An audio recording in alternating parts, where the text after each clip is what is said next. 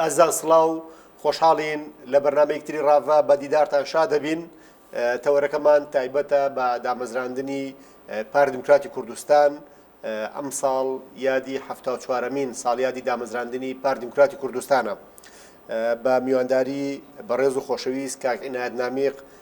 كارگێڕی لقی4ی پارتی دموکراتی کوردستان. کاک عینایە خۆشحاڵین و بەخێر بێت. زۆر سپاس بۆ جەناب و بۆ تەلەڤیزیۆنە چالاک و باشەکەتان کە هەمیشە لەگەڵ ڕووداوەکانان دەستان خۆش بێت. زۆر سپاس کاک عینایە. 16 ئاب ئەم ساڵ پارتی دموکراتی کوردستان پێێنێتە 74 هەمین ساڵێەوە حیزبێک 74 ساڵە لە مەیدانی خەباتە بەردەوامە. پێمان خۆشە بەر لەوەی کە باز لە زنجیرە ڕووداوەکان بکەین بگەڕێنەوە بۆ ئەو سەرکەساتەی کە پارتی دموکراتی کوردستانی تیا لەدایکە بێ وەکو زەڕورەتێکی مێژوویی بەتایبەت بۆ ئەو قۆناغە کە بەشێک لە میلەتانی ئەم ناوچەیە هێزگەلێک یان ئایدۆلۆژیا و ئاینێک خاوەندارێتی لە بەشی لە نەتەوەکانی ئەم مەنتیقەیە کردووە و بە جۆرە لە جۆرەکان بەشێک لە نەتەوەکانی ئەم ناوچەیە ئەگەر بە نیمچەیش بێ جۆرێک لە سەربەخۆی و لە خاوەندارەتی خۆیانیان کردووە. بەڵام کورد لەم ناوچەیە وەک نەتەوەیەکی مەزلوم، نەتەوەیەکی مافخورا و نەتەوەیەکی چەوسێنرا و نەتەوەیەکی داگیرکرا و داپڵۆسێنرا و خاوەندارەتێکی ئەوتۆی لێ نەکراوە و حیزبی سیاسیش لە دنیای تازەیە بەشێکم خاوەندارەتی بەرئەکەوێ. دامەزراندنی پارتی دموکراتی کوردستان بۆ یان ئەم چرکەساتە مێژوویە لە مێژووی نەتەوەیەکی داگیرکراوە چیە گەێنێت؟ سەرەتا پیرۆزبای خۆم ئاڕاستەی گەلی کورد دەکەم لە هەر شوێنێک کوردێک هەبێ، چونکە بەڕاستی پارتی دموکراتی کوردستان بۆ کوردستان و بۆ کورد بوو ڕۆژێکی هێزگار گرنگە لە مێژووی خەباتی نەتەوەکەمانە و نیشتیمانەکەمانە، بۆیە هەمووان شایستەی ئەوەن کە پیرۆزبایان لێ بکەی. بەڵام بە تایبەتی پیرۆزبایم بۆ جەنابی سەرۆک و برا گەورەکانمان کاکنە چیر و کاک مەسرور و مەکتەب سیاسی و کۆی کادرەکان و هەواداران و ئەندامانی پارتی لەو ڕۆژە گرنگە مێژوویە. بەڕاستی دامەزرانی پارتی و جەنابی مەلا مستەفا دوو شتنکە لە ناوێک و مێژوویەکن کە دەکرێت هەمیشە تێکەڵاوی بە یەکتری بکرێت. جەنابی مەلا مستەفا هەر لە 12 ساڵیەوە وەکو گەنجێکی کورد بزێوانە دژی هەموو جۆرە چەوسانەوەیەک بوو. بەڵام لەسەر تاوەکو 16 ئاب بۆچوونەکانی زیاتر بۆچوونی تاچی یا عەشیرەتی ئەگەرچی خواستەکانی خواستی نەتەوەیی بوون، بەڵام تا 16 ئاب زیاتر خۆی و ئەوانەی کە لە چواردەوری بوون کە زۆر متعاتف بوون لەگەڵیە لە 16 ئاب دوای ئەوەی کە ڕۆشنە کۆماری مەهابات و زیاتر تەعاملیان لەگەڵ دنیای دەرەوە کرد کە وفودی زۆرە هاتە لایەن و زیاتر تێگەیشتن کە پێویستە گۆڕانکاریەک لە ڕێبازی خەباتیانە لە ڕێبازی فکریانە بکەن. بەڕاستی ئەکرێ 16 ئاب بە بازدانێکی زۆر گەورەی فکری، چکە جەنابەت دەزانی هەموو ڕاپەڕینێک شۆڕشێک حیزبێک هەموو سیاسەتێک پێویستی بە پێشەوایەتیەکی فکری هەیە، ینی بۆ خۆی کارێکی فکریە، کارێکی لە دنیای فکرا بێ کاریتیا بکرێت. جەنابی مەلا مستەفا و هەواڵەکانی لە کۆماری مەهابات ئیتر لەوە تێگەیشتن پێویستە قۆناخی خەباتی نەتەوەی ئێمە لەو تەقبەستویە مەنتیقەگەریەتیە یا خێڵگەریەتیە یا شێخگەریەتیە ئەگەر تێبینی بکەیت لە پێش 16 ئابەوە هەموو مێژووی ئێمە بریتی بووە لە خەباتی ناوچەگەری منتیقەی بتەنیات ناوچەیەک شۆڕشی کردووە یان شێخێک شۆڕشی کردووە یان مەلایەک شۆڕشی کردووە یان ئاغایەک شۆڕشی کردووە بۆ منتیقەیەکی دیاریکراو بوو و خاوەنی فەلسەفەیەکی فیکری ڕوونیش نەبووە کە سەرتاسەر گەلی کورد بکرێتەوە. جەنابی مەلا مستەفا و هەواڵەکانی ئیتر لە کۆماری مەهابات دەریشیان بۆ ڕاستیە کرد کە گەلی کورد بۆ ڕزگاربوونی نەتەوەی و نیشتیمانیان پێویستیان بە حیزبێکی سیاسی هەیە کە خاوەندارێتی کۆی گەلی کورد بکە. بۆیە 16 ئاب بە هەمیشە یا لە دیدی منەوە بە بازدانێکی گەورەی مێژووی خەباتمانی ئەزانم ئیتر لە کۆماری مەهاباد پەیڕۆ پرۆگرامیان دانا پەیڕۆ پرۆگرامێک لەو سەردەمانە کاکە سەربەست چونکە اتحادی سۆڤێتی بە کۆمەڵەیە شیعاراتی ئینسان دۆستی و ئەوانە هاتە بووە سەرکار کە باسی لە یەکسانی و شتانە کرد لە کۆی ڕۆژهەڵاتی ناوەڕاستە خەڵکەکان هەمووی بەرەو سۆشیالیزم و بیری سۆشیالیزم و ئایدیای سۆشیالیزمە ڕۆیشتن تەنیا دووربینی بۆیە شانزەی ئاب و جەنابی مەلا مستەفا ناوێک و ڕووداوێکن کە جیس لە یەکتری جیان نابنەوە یا تەواوکەری یەکترن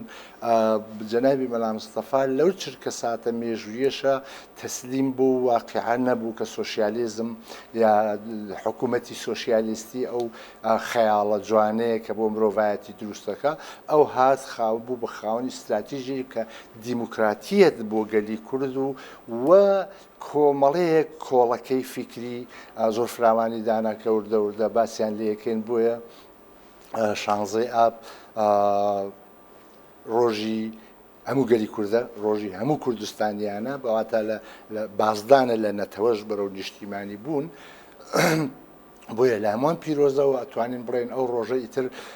کورد و قەزەی کورد لە ڕووی سیاسیەوە خاوەنداریەتەکەی بە بوونی جەنابی مەلا مستەفا بۆ دروست بوو و تا ئێستش ئەوە 74 ساڵەکە پێم وایە لە حکوومەتەکانی دنیاشە سویسرە نەبێت کە 150 ساڵێکە بەردەوامە هیچ حیزب و حکوومەتێک نەیتوانیوە 74 ساڵ وەک پارتی بەردەوام بێت چونکە هەڵقوڵاوی ناو خواست و ناخی گەلەکەی خۆی بوو کوردستانیان بوو. کاگنە پێم خۆشە لەسەر ئەو بڕگە یەکەم ڕابوەستینەوە بەتایبەتی کە بەڕێزت باسیەوەت کرد کە لە دوای دروستبوونی پارتیەوە فەلسەفەیەکی ڕوون هەبووە بۆ قەزیی کوردی ینی یەکێک لەو ئیشکالەتیانەی کە ڕەنگە لە مێژووی هاوچەرخات دووبارە ڕوبەڕووی ئێمە کورد ببێتەوە یەکە ئێمە لە ئاسی پێویستە چەترێک نەبوو کۆمان بکاتەوە و نوێنەرایەتیکردنی کورد نوێنەرایەتیکردنێکی گشتگیر نەبووە ینی زۆر جار بینراوە بۆ نمونە بەر لە دروستبوونی پارتی دیموکراتی کوردستان و دواتر سەرهەڵدانی شۆڕشی ئەیلول بەشێکی زۆری شۆڕشە چەکداریەکان لە ئاسی ناوچەیەکە قەتیزماون و زۆر جار ئەو کەسایەتیانشی کە نوێنەرایەتی خەڵکی کوردستانیان کردووە کەمتر بە فەلسەفەیەکی ڕوون و بە داخوازیەکی گشتگیر و بۆ نمونە با بڵێن لە چوارچێوەیەکی نەتەوەییە خواستەکانی بەرجەستە کردووە ینی لە دروستبوونی پارتیەوە تێگەیشتن یا ڕوئیایەکی وازەحتر هەیە لەسەر پرسی نەتەوەی کورد و چارەسەرێکی ڕیشەیی بۆ ئەم بابەتە. جا نازانم بەڕێزت خوێنەوە چییە بۆ نەزانی چارەسەرێکی ڕیشەیی پێش شانزەی ئاب بە تەواوی وەکو جەنابەت وتت مەسەڵەن میربەدرخان شۆڕشێکی فراوانی کرد شیعبەی دڵایناری هەروەها ینی ئەگەر شۆڕشەکان ببژێرین هێزگار زۆرەکە بەڵام هیچیان استراتیژێکی دیموکراتیانەی نەتەوەیی و نیشتیمانیان نەبوو تەنیا لە شانزەی ئابا ئیتر ئەو قەفزە گەورەیە بە خەباتی گەلی کورد درا کە یەکەم سەرتاسەریە بۆ هەموو گەلی کوردە لە هەر شوێنێک کوردێکە بێ و کوردستانیشە ینی لە کوردستانە هەر کەسێکی تر مەسیحیە عەرەبە تورکە فارسە سوزان ئەوەی کە لە کوردستانە ئەژی کەواتە پارتی مەجالێکی ئەوەندە کراوەیە جێگەی ئەوانی تریشە بێتەوە کەواتە بۆ یەکەم جار شۆڕشێکی نەتەوەیی نیشتیمانی کە کرا هەموو گەلی کورتیا بەشدار بێ و هەموو خەڵکانی تریش وەکو بینیمان لە دوایە لە شۆڕشی ئەیلولا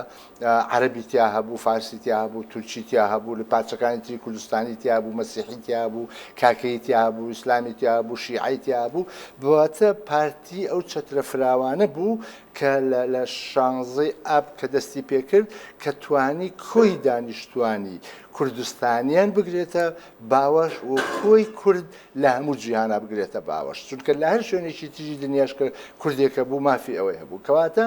خاوەنی استراتیژێکی ئینسانی دیموکراتی بۆ هەمووان یعنی دەکرێت بن ئەمیشە باس لەوە کەم کە بارزانانی نزم فەلسەفەیە دەبواە ئێمە زۆر باشتر درازەمان بکردایە بەداخەوە تا ئێستا بەوردی دراسەی فکری جەنابی مەلا مستەفا و شۆڕشەکانی نەکراوە خەباتەکانی نەکراوە وەک ئەکادیمیا و دراسە بکرێت دەنا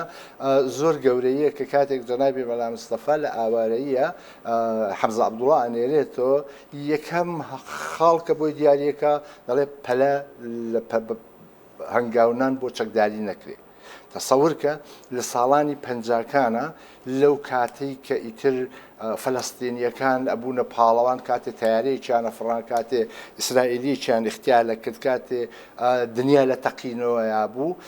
کاتێ سۆشیالیزم باڵی فراوانە کرد بۆ ئەوەی دەست بە دنیاە بگرێ بەڵام جەلاوی مەلا مستەفا دوان لە کۆڵەکە فیکریەکانی کە یەکیان بریتی بوو لە دیموکراتیەت دووهەمیان لە پەیڕوو پرۆگرام و تەوسیەکانی بۆیان دیارریەکە ئەڵێ پەلە لە کاردانەوەتان بۆ چەک نەبێ بەواتە باوەڕی بەوە نەبووە کە ئەکرێ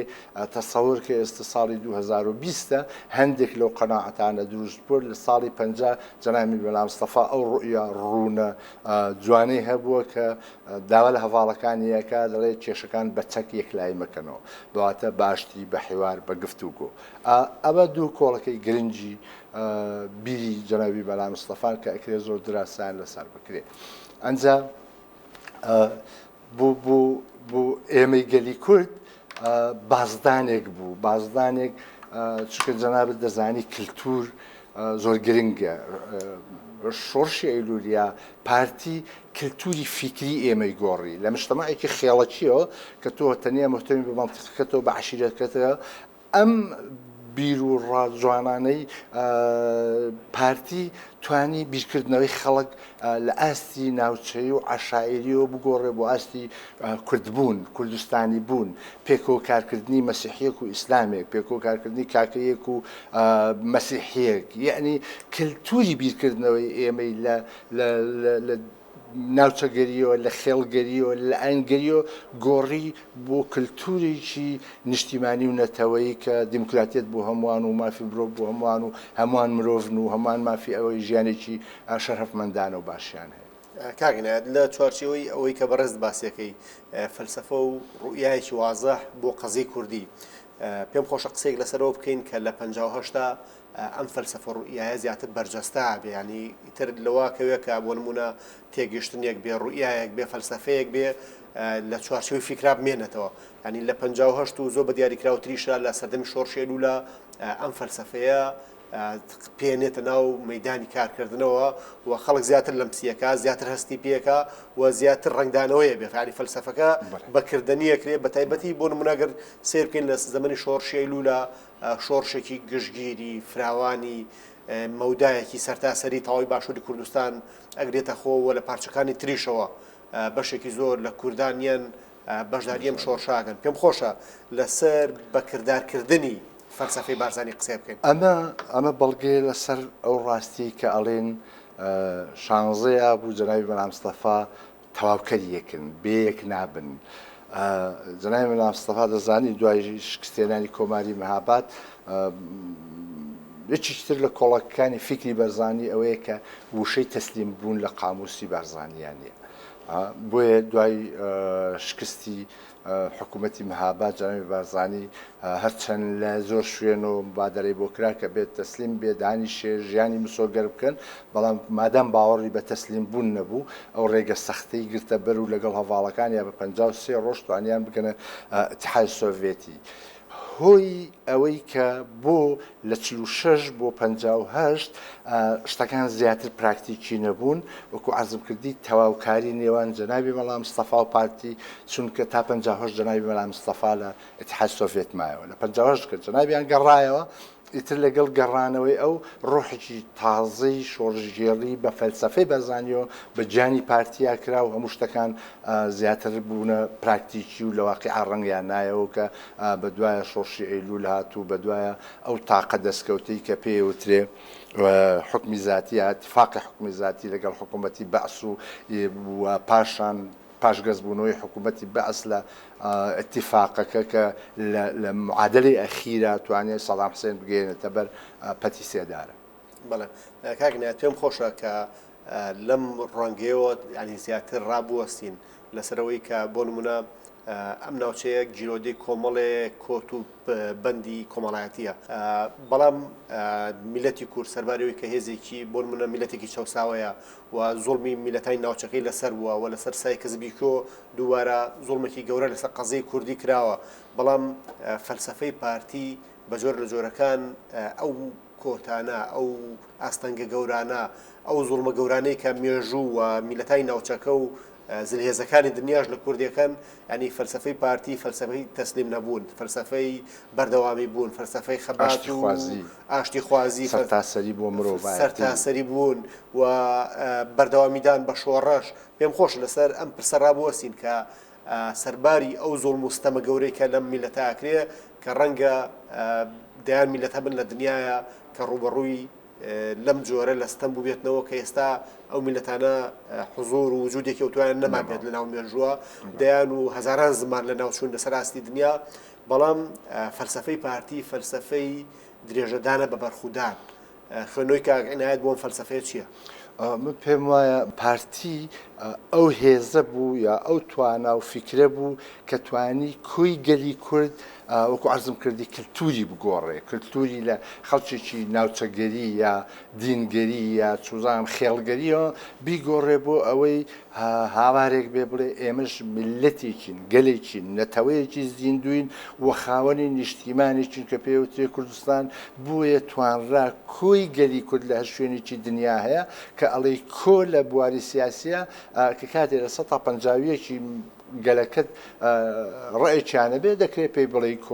کۆی گەلی کورد ئەوەی کە لە ئەوروپا و ئەمریکاش بوو هاوکار بوو ئەوەی کە لە هەر پارچەیەکی تری کوردستان بوو بەشدار بوو یعنی یەکێک لە شتە زۆر گرنگەکان کاک سەربەست کە پارتی و جەنابی مەلا مستەفا دروستیان کرد دەزانی ئێمە تا ساڵانی هەفتە هیچ کتێبمان نەبوو یعنی کتێبی ڕۆستەم و زۆراومان نەبوو منجێ و بێژەنمان هەبوو نازان چی بوو جەنابی مەلا مستەفا یەکێکی تر لە بنەما فکریە زۆر قوڵ و گەورەکانی ئەوە بوو کە دوو کەسی لە کوردستانی سۆڤێتەوە هێنا لێرە کۆڕی زانیاری کوردی لەگەڵ کوردی باشوور و ڕۆژەڵات و باکوور و ڕۆژئاوا و هەموویانی کۆ کردەوە لەوەی کە کۆڕی زانیاری کوردیان دروست کرد و ئیتر دەستکرا بە چاپکردنی کتێب و تەرجمەکردنی کتێب و یعنی شۆڕشێکی زۆر گەورەی سەقافی لەسەردەستی مەلا مستەفا و پارتیا دروست بووە کە ئێستا سوپاس بۆ خوا چیتە بازار بە هەزاران کتێب هەیە کە بە هەزاران سەر چاوە هەیە ئەوە موزانکۆ و ئەوانەمان هەیە ئەرزانکۆی سلێمانی لە دەستکەوتەکانی پارتی دیموکراتی کوردستانە یعنی قوڵی فکری جەنابی مەلا مستەفا کە پارتی ئامڕازی جێبەجێکردنی بوو هێندە فراوانە چەند لێ کۆڵینەوە هەر کەمە بەڕاستی کوردیش لێ ژێر ناوی پارتی بوونە ئیتر زەنگی فەوتاندنی کۆتایی پێهات ئیتر وەکو قبتیەکانی مسر یا وەکو ئەوانەی جەزائیر و تونس و مەغریب و ئەوانە زەنجی لە ناوچوونی گەلی کرد کۆتایی پێهات چونکە بووە خاوەنی ڕێبازێکی فیکری نەتەوەیی نیشتیمانی دیموکرات خواز کە هەموو مرۆڤەکانی ئەو نیشتیمانە ئەو نەتەوەیە مافی ئەویان هەبوو لە پارتیەوە بە تەواوی تعبیر لە بوونی خۆیان لە هەستی خۆیان لە هۆشی خۆیان بکەن. کاگینات لەو چوارچێوەیە کە جەنابەت باسیەکەیت کە بڕمونە شۆڕشی ئەیلول و سەرکردایەتی پارتی گرنگی بە کولتور و ئەدەبیات داوە هەروەی کە بەڕێزت ئاماژەت پێکرد دامەزراندنی کۆڕی زانیاری کورد بۆ دروستکردنەوەی زانیاری و دروستکردنەوەی ئەدەبیات و جارێکی تر گۆشکردنی جیلێکی تازە و لەگەڵیشە دامەزراندنی کێتی نووسەرانی کورد و کردنەوەی کۆمەڵی ئۆرگانی ڕاگەیاندن کە هەمووی سەرباری ئەوەن کە پارتی باوەڕی وا بۆ شۆڕشێکی مەدەنی بکە و لە ڕێگەی فیکرەوە جارێکی تر بزاوتێکی تر بۆ قەزەی کوردی بێنێتە بوون بەڵام پێم خۆشە پرسیار لەوەش بکەین کە لە کاتی ئێستایە و هەرچەند لە ڕابردوو ژەمە هەبوو بەڵام دووبارە لە زەمەنی تازەیە جارێکی تر خەڵکانێک کار بۆکەن کە پرسیار لەوە بکەن چارەسەری کێشەی کورد چییە و زۆر جار ئەم چارەسەربوونە بەستنەوە بە دەوڵەتێکی داگیرکارەوە بۆ نمونە ئێمە وەکو باشووری کوردستان کە نقطەی تەرکیزی ئێمەیە و ئێمە خەڵکی باشووری کوردستانی و خەباتی ئێمە لەم پارچەیە زۆر جار خەڵکانێکن ینی چارەسەری دۆزی ڕەوای کورد ئەبەستنەوە بە عێراقەوە سەرباریەوەی کە ئێمە یادی 74 ساڵی حیزبێکەکەینەوە کە ئەم حیزبە لە شوێن چارەسەرێکی ڕیشەیی بووە بۆ قەزەی کورد خوێنەوەی بووی کە لە زەمانێکی هاوچەرخە جارێکی تر خەڵکانێکی تر بێن گومان دروستکەنەوە و پرسیاریەوە بکەن کە چارەسەری کێشەکانی ئێمە چی ئێمە لە خوێندنەوەی ژیانی جەنابی مەلا مستەفا پێم وایە ساڵی 36 بێ نامێک بۆ حافظی هەولێر نووسێ لە نامەکەیە ئەو سیستەمە ئەو مافەی کە داوایەکە تاوان لەژێر ناوی حکومی زاتیە بەس ئەو مافەی داوایەکە کە وردی بکەیتەوە سەیرەکەی